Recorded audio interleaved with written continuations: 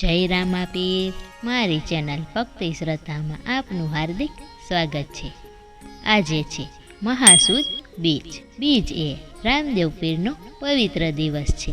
તો આજે આપણે સાંભળશું રામદેવ પીરની કથા વાર્તા। 12 બીજ એ રામદેવ પીરને સમર્પિત છે। તો એવા બીજના પવિત્ર દિવસે આજે આપણે સાંભળશું શ્રી રામદેવ પીર મહારાજની કથા વાર્તા। જો વિડીયો સારો લાગે તો એક લાઈક જરૂરથી કરજો અને ચેનલ પર નવા હોય તો સબસ્ક્રાઈબ જરૂરથી કરજો। દરેક મહિનાની સુદ બીજ એ રામદેવ પીરને સમર્પિત છે। તો દર બીજના દિવસે રામદેવજીના દર્શન કરવા, રામાપીરની સ્તુતિ ગાવી, પાઠ કરવો, ભજન કરવા, ગુણગાન ગાવા અને રામાપીરની કથા સાંભળવાનો મહિમા છે। આજે મહા મહિનાની સુદ પક્ષની બીજ એટલે રામદેવ પીરને સમર્પિત છે। તો આજના શુભ દિવસે રામદેવ પીરની પ્રાગટ્ય કથા સાંભળીશું અને રામાપીરે જીવન દરમિયાન આપેલા પરચાઓની પણ વાત કરશું। રામદેવજીનો પ્રાગટ્ય દિવસ એટલે ચૈત્ર સુદ પાંચમ। ચૈત્ર સુદ પાંચમના દિવસે રામદેવજીનો જન્મ થયો હતો અને સંવત 1515 ભાદરવા સુદ 11ના દિવસે રામદેવજીએ સમાધિ લીધી હતી। રામદેવ પીરના જન્મની વાત કરીએ તો રામદેવ પીર એ સાક્ષાત દ્વારિકાધીશનો જ અવતાર હતા। રામદેવ પીરનો જન્મ રાજસ્થાનના ઊંડુ કાશ્મીરમાં થયો હતો। રામદેવ પીરનો જન્મ તોમર વંશમાં અજમલ રાજાના ઘરે થયો હતો અને માતાનું નામ મીનળ દેવી હતું। રામદેવ પીરે જન્મની સાથે જ 5 પરચા પૂર્યા હતા। રામદેવ પીરનો જન્મ ચૈત્ર સુદ પાંચમના દિવસે થયો હતો। રામદેવ પીરની જન્મ કથા જોઈએ તે પૂર્વે રામદેવજીના વંશની વાત કરીએ તો રામદેવજીનો જન્મ જે તોવર વંશમાં થયો હતો એ બીજો કોઈ નહીં પણ પાંડવોનો જ વંશ એટલે કે કુરુ વંશ હતો અને અર્જુનની 72મી પેઢીએ જ ભગવાન કૃષ્ણ રામદેવ પીર બનીને અવતાર ધારણ કર્યો હતો અને તેની વિસ્તૃત કથા પણ છે, જેનો વિડીયો આપણી ચેનલ પર અપલોડ કરેલો છે। જો તમે ન જોયો હોય તો લિંક નીચે ડિસ્ક્રિપ્શનમાં મળી જશે, અત્યારે જોઈ લ્યો। અને હવે જોઈએ રામદેવ પીરની પ્રાગટ્ય કથા। રામદેવ પીરના પિતા એટલે કે અજમલજીના વિવાહ જેસલમેરના અભયસિંહ ભાટીની દીકરી મીનળ દે સાથે થયા હતા। તેમના જીવનના 12 વર્ષ વીતી ગયા હતા, પરંતુ તેમને ત્યાં કાંઈ સંતાન ન હતું।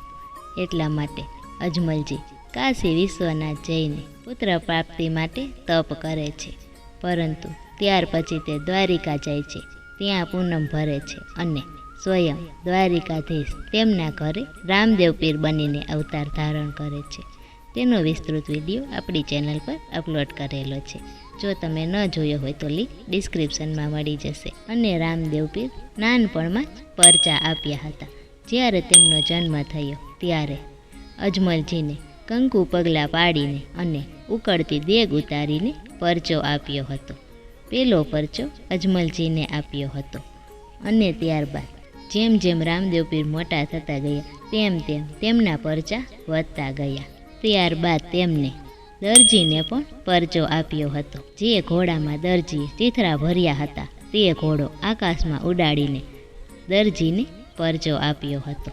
ત્યારબાદ નાની ઉંમરમાં જ ભૈરવ રાક્ષસનો વધ કરીને પોકરણગઢની પ્રજાને અને ત્યાંના પશુ પંખીઓને આ ભૈરવના આતંકમાંથી છોડાવ્યા હતા।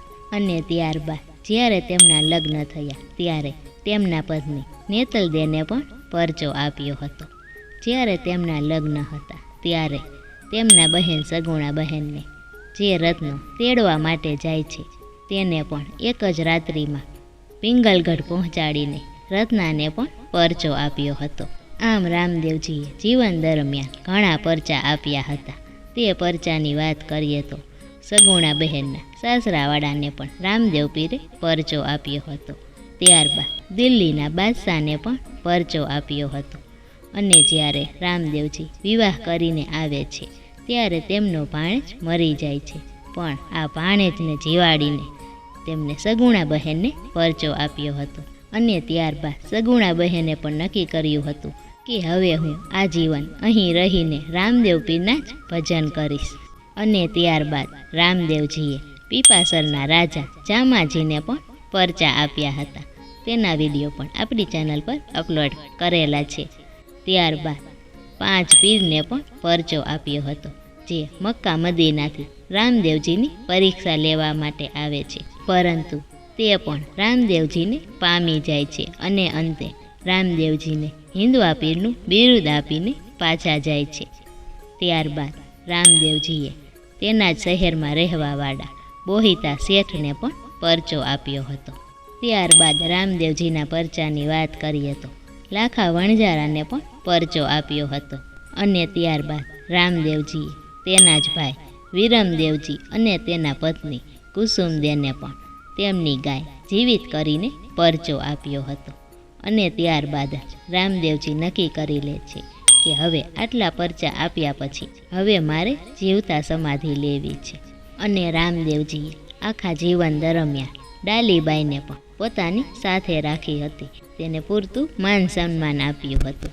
અને જ્યારે રામદેવજી નક્કી કરે છે કે હું ભાદરવા સુદ નોમના દિવસે સમાધિ લઈશ, પરંતુ જ્યારે તે સમાધિ લેવાના હતા ત્યારે ડાલીબાઈ આવે છે અને કહે છે કે આ સ્થાન મારી સમાધિનું છે.